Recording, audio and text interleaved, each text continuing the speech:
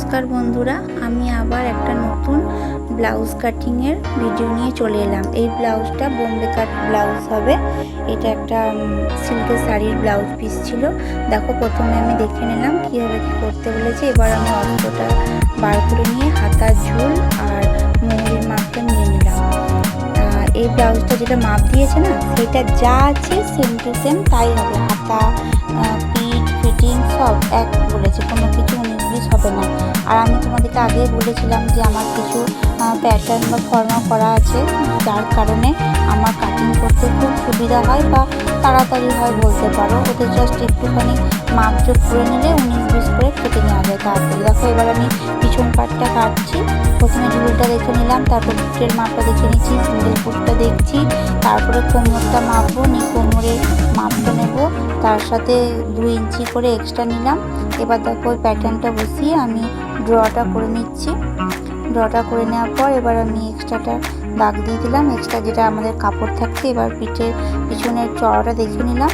চড়াটা দেখার পর এবার গোল যেহেতু আছে, এবার গোলই করতে হবে, সেই জন্য দেখো আমি চকে দাগ দিয়ে এই স্কেলটাতে, কার্ভ স্কেলটাতে গোল শেপ দিয়ে আমি এবার দেখো কাটিং করে নেবো। এবার পিঠের চড়াটা একবার দেখে নিচ্ছি ঠিকঠাক আছে কিনা। দেখো ভালো করে আমি সাইডের কাপড়টা দাগ দিয়ে দিলাম।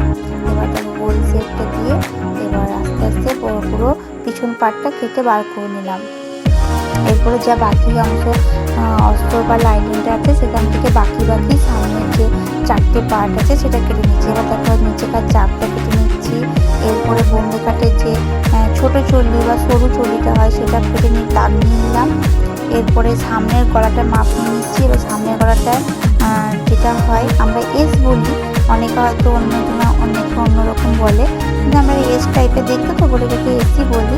তো এইটা দাগ দিয়ে নিচ্ছি, দেখো বসিয়ে একটু ছোট বড় করে নিলাম মাপ অনুযায়ী। এবার ওপরের চুলি বা গোল চুলিটা বা বড় চুলিটা দাগ নিয়ে নিচ্ছি, সেটাকে মাপ অনুযায়ী ছোট বড় করে কেটে নিচ্ছি। যা প্যাটার্ন আছে সেই প্যাটার্ন অনুযায়ী কখনোই কাটা হয় না, যেমন যেমন মাপ হয় সেই মতো ছোট বড় করে কাটা হয়। জাস্ট ওটা একটা স্ট্রাকচার, সেই জিনিসটা ওরকম হবে।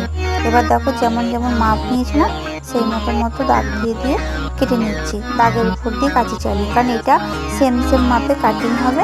তারপরে আপনাদের যেটা অরিজিনাল ব্লাউজ পিস আছে সেইটার উপর কাটবো। অস্ত্রতে কাটলে কি হয়, কিছু ভুল হলে অস্ত্রটাই নষ্ট হয়। যেটা ভালো দামি কাপড় থাকে সেটা নষ্ট হওয়ার ভয়টা কম থাকে আমাদের। তারপর এবার আমি ব্লাউজ পিসটাকে সাট করে নিচ্ছি ভালো করে, যাতে কোনো ইয়ে না থাকে। এই সাইডটা ব্লাউজ পিসটা আর আঁচলটা একই রকম দেখবে। আমি লাস্টে ছবি দিয়ে দেবো, তোমাদেরকে দেখবে। এবার হাতাটা প্রথমে বসিয়ে নিলাম, হাতাটা বসিয়ে হাতাটা কেটে নিচ্ছি। আর একটু হালকা বড় বড় করে কাটবো, যাতে যখন আমরা এটাকে বসাবো অস্ত্রটা, তখন কী হবে যেন কোথাও ছোটো না হয়ে যায়। বড় হলে আমি কেটে ফেলে দিতে পারবো, কিন্তু ছোটো হলে তো আর আমি কিছু করতে পারবো না, সেক্ষেত্রে অসুবিধায় পড়ে যাবো। ওই জন্য এটাকে আমি সাইড থেকে একটু জাস্ট 1/2 ইঞ্চি করে বড় করে কেটে বার করে নিচ্ছি। দেখো আমি উপরে চুড়িটা করবো, চুড়িটা কেটে নিলাম।